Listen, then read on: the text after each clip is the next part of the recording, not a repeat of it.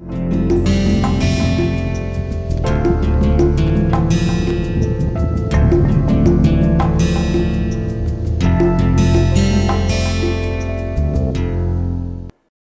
back. In this lecture, we will continue the discussion which we were working on, particularly on the different reference state depending on the concentration of solute if it is not valid within the temperature range of the system.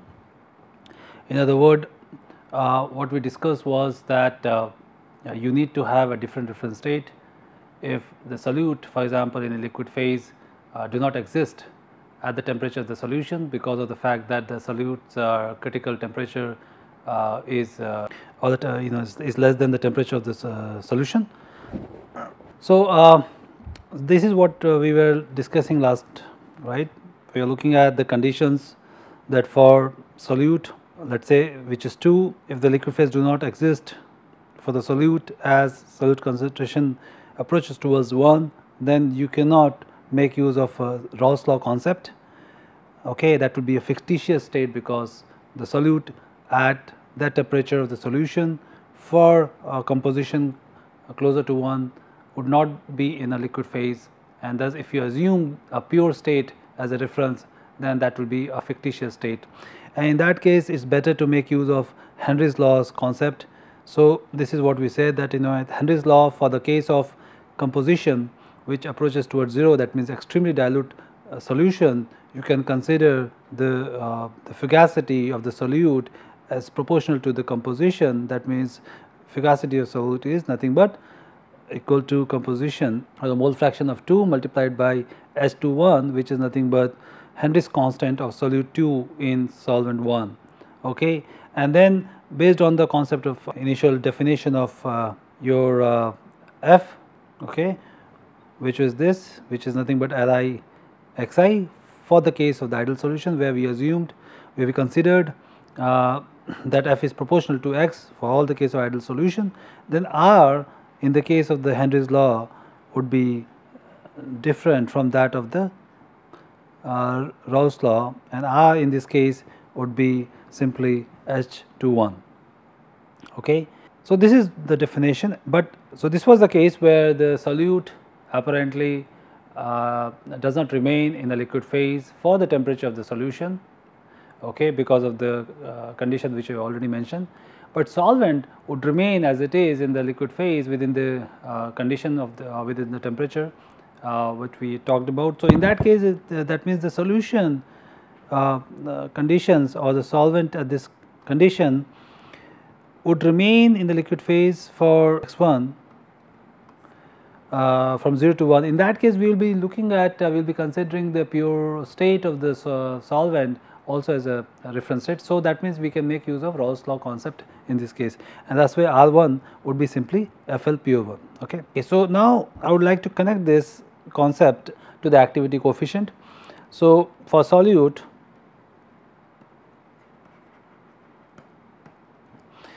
activity would be F2 x2 H21, okay, F2 divided by the corresponding F for the pure limiting case ideal solution.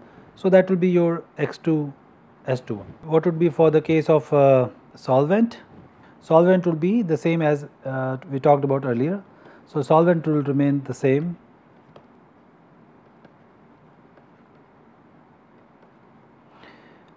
Shown earlier, where it will be simply F2 divided by F1, in this case is solvent is 1, F1 divided by x1 F1 pure. Okay. Now, let us pay attention to this part. So, if you take the derivative of this,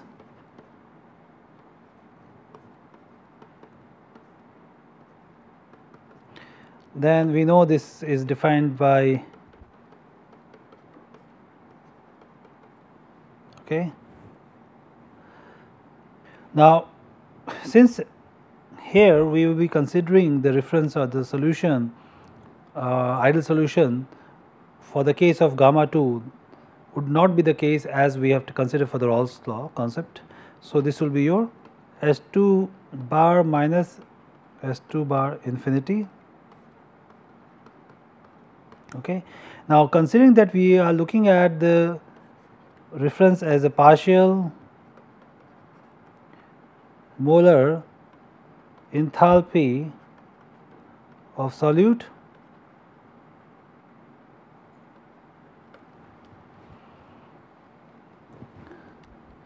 in an infinitely dilute solution.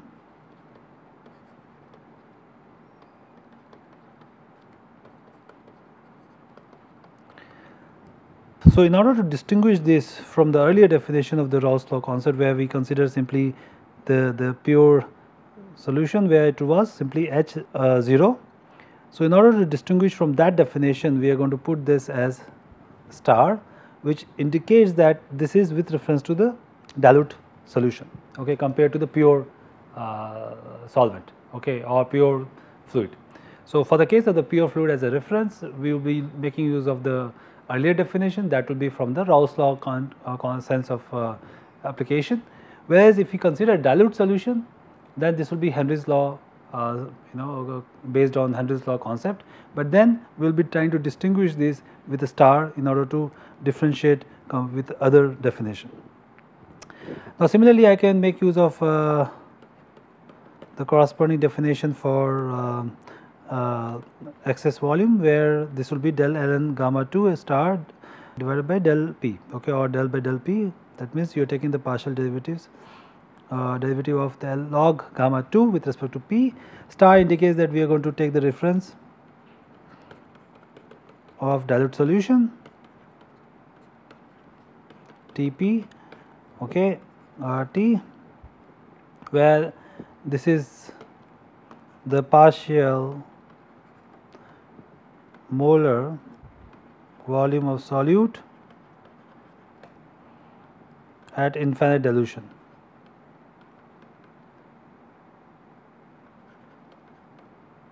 Okay. So, note that this S2 infinity is nothing but limit x2 goes to 0, S2 bar Tp x, and similarly V2 infinity is limit V2 bar Tpx. Okay. So, this is the case for the solute which is in a extremely usually dilute conditions, but the more important thing is that at that temperature the pure solute in liquid phase is non-existent. We should remember is about Gibbs-Duhem equation, okay, which tells us that summation xi d I is a 0, and this we can write also in the access property d I e I e x is equal to 0. Okay. Now, we often use in two ways. So, often we use this expression in two ways.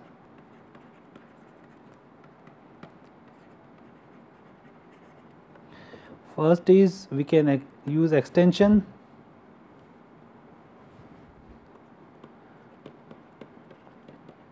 of available data or available experimental data, okay, so that we can connect using this we can evaluate the other expressions.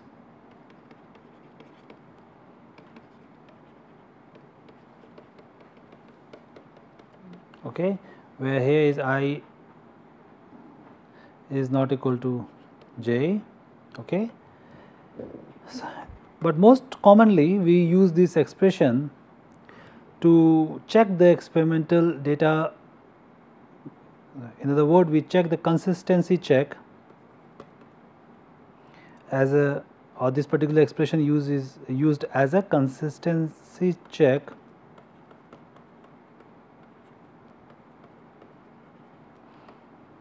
on experimental data. Okay. So, if you replace E by G, okay, then this will be xi d gi x here, this one, and we can rewrite this expression as xi d and then gamma I is equal to 1 to m equal to 0 at constant t and p. So, this is most commonly used expression to check whether data are in fact consistent. So, we will be trying to do some examples in the next lecture. Okay, so now let me again go back to the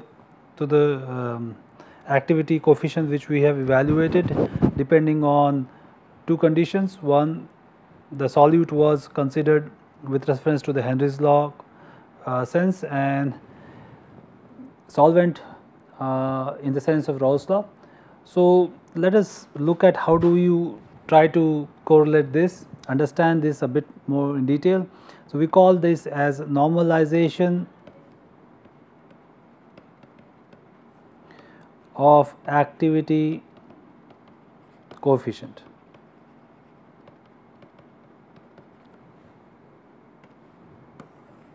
Okay. Now, considering this, we are using gamma, which is activity. It can be normalized in two different ways.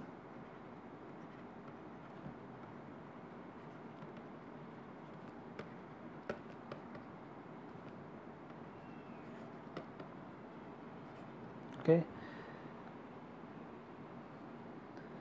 So, if gamma I are defined, so with respect to an ideal solution,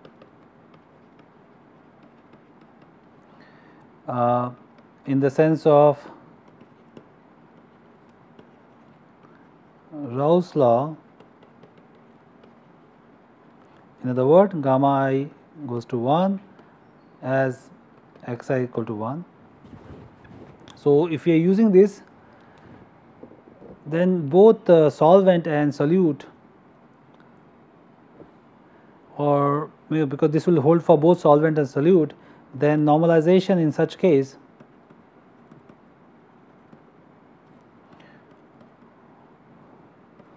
holds both for solvent and solute, and this would be something we will call it as symmetric convention.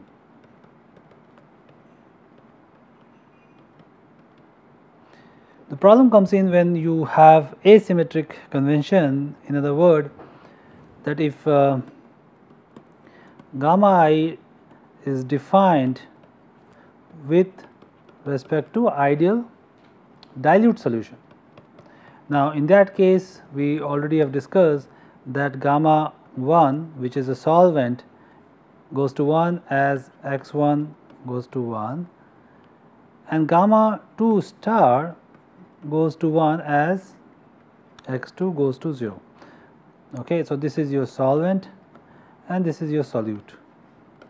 So, this aspect or this particular case would be unsymmetric.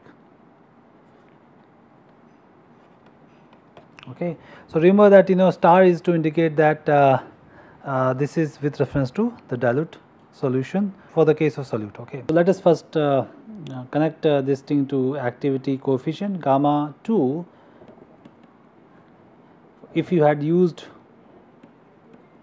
the Raoult's law concept, then this would have been simply like this, okay, where gamma 2 goes to 1 as x2 goes to 0. So, this is the basically Raoult's law concept. On the other hand, for the ideal dilute solution as a reference, this will be f2 x2 h2 1.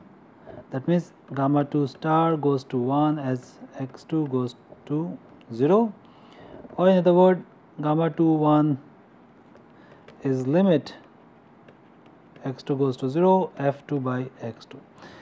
So, this is based on the Henry's law. That means this is for the symmetric convention, this is unsymmetric or asymmetric convention. So, I can actually draw now this function. So, let me try to draw.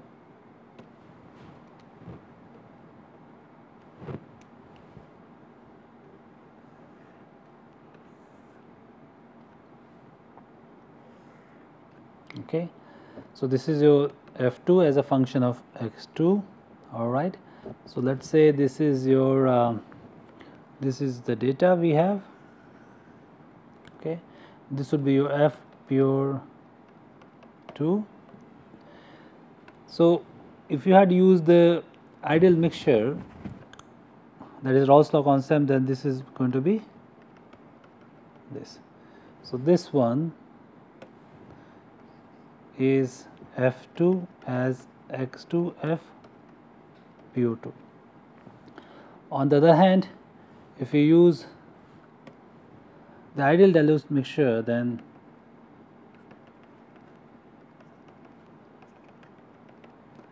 this will be your H21, and this expression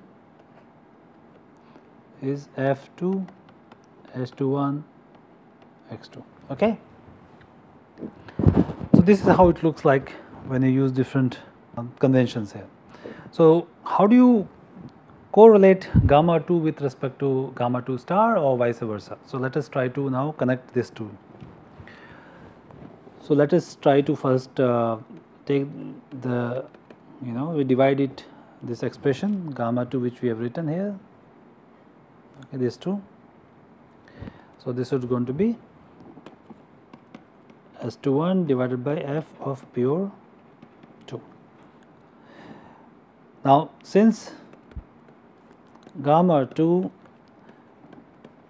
goes to 1 for the case of x2 approaches to 0, in that case your limit gamma 2 by gamma 2 star x2 approaches to 0 is nothing but gamma 2, and that's going to be S21 divided by F of pure 2. Okay. Now similarly, what we can do is also the other way around, where that we have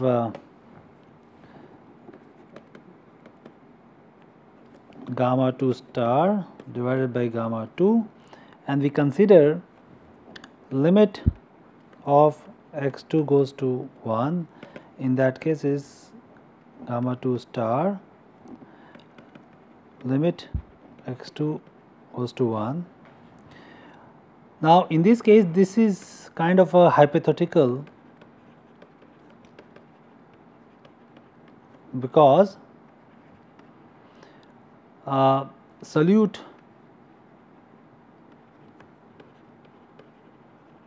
cannot exist, right,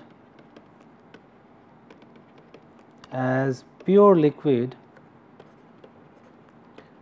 at the temperature of the solution. Okay. So this is more actually useful. The purpose of this exercise was to compare these two expressions and to appreciate the reason for why we had to take different reference state, and you can connect this, you can normalize it with respect to each other if you want. But of course, for the case of this, when x2 approaches 1, this would become a hypothetical state. Okay.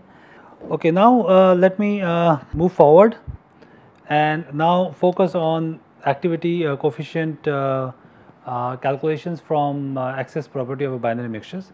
So let us now focus on activity coefficient from access function. Okay, and here we will be looking at only binary mixtures. Okay. Okay, so let us consider for a constant temperature or fixed T, we will be looking at EX, or we will be looking at GX as GX function of P and X, pressure and composition. Now considering low pressure to moderate pressure, okay, and well removed from the critical point,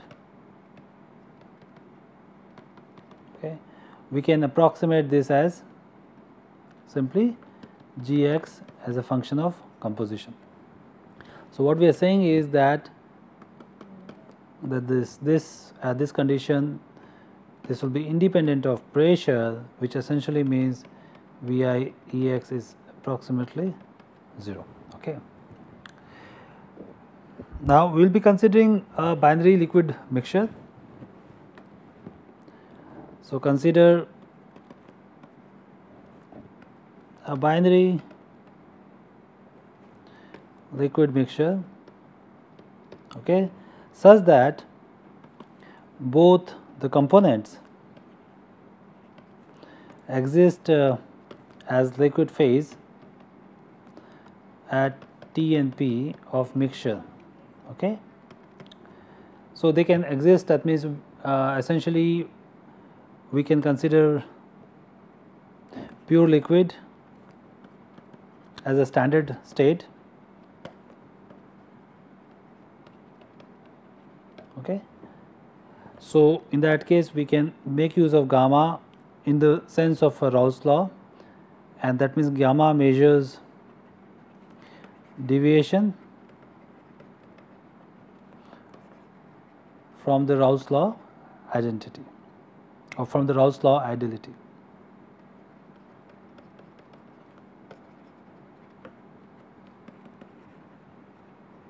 Okay.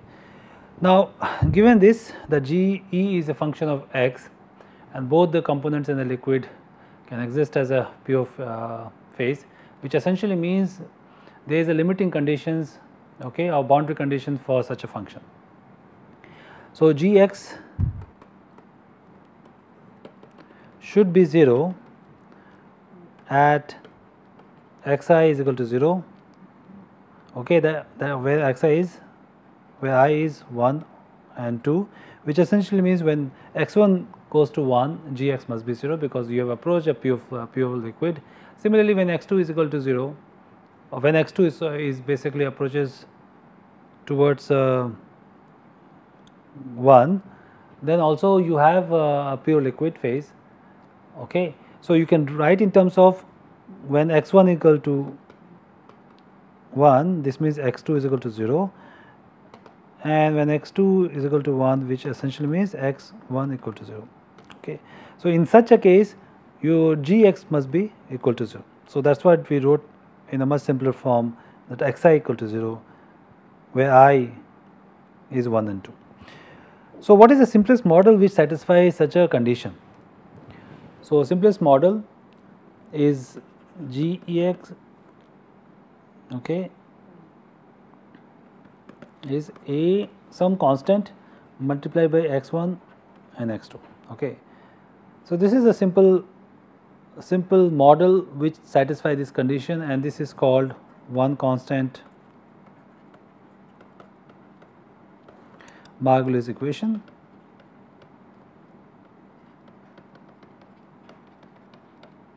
Okay. So one constant or two suffix. Okay. So in this what is A? A is some constant which is basically a function of temperature, and it has a unit of energy. Now what I can do is I can little bit try to make use of the other definitions and connect this expression to the activity coefficient. So we know that RT ln gamma I is Gix, right, which is nothing but del G x divided by del Ni at a constant Tp, and all other and J is constant, right. Now I can write this expression also in terms of molar excess gives free energy G x and multiply the total number of moles. Okay.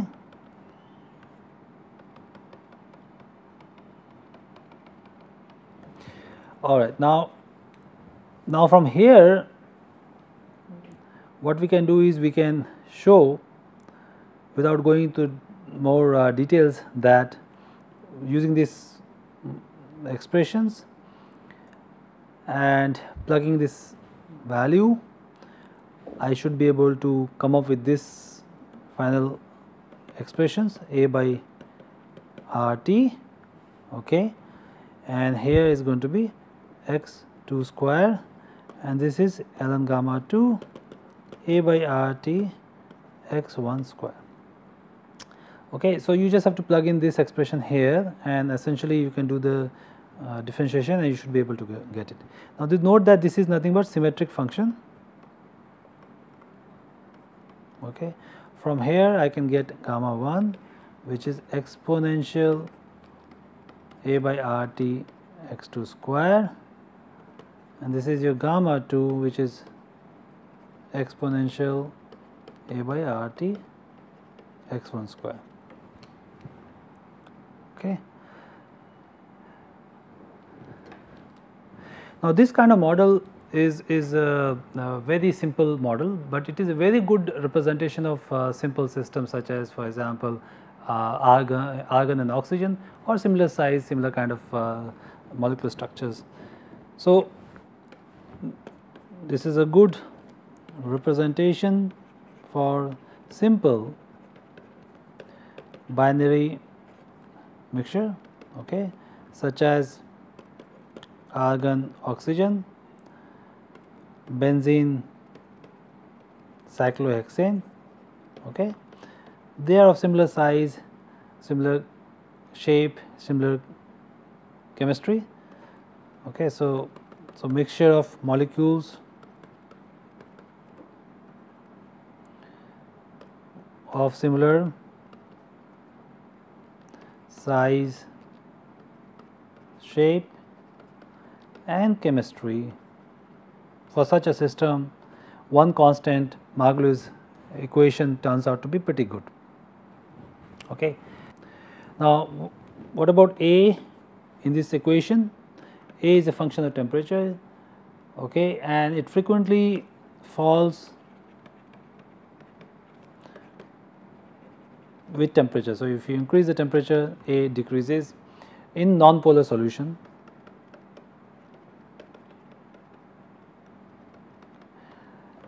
So, now let me just try to draw this function. Let us assume that A is greater than 0,